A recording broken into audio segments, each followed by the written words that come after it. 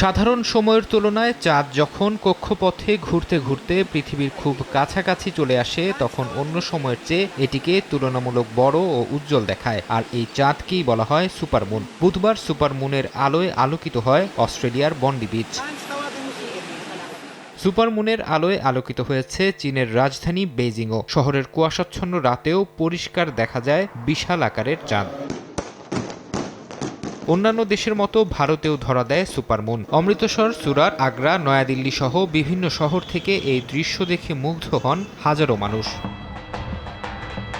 জার্মানির কোলন শহরের আকাশে সুপারমুনের দৃশ্য পর্যবেক্ষণ করেন স্থানীয়রা। উজ্জ্বল চাঁদের ছবি তুলেছেন কেউ বা আবার ছবি শেয়ার করেছেন সামাজিক যোগাযোগ মাধ্যমে। কক্ষপথে ঘুরতে ঘুরতে পৃথিবীর খুব কাছাকাছি চলে আসা চাঁদ দেখা গেছে সংযুক্ত আরব আমিরাত, বসনিয়া সহ বিশ্বের বিভিন্ন দেশ থেকে।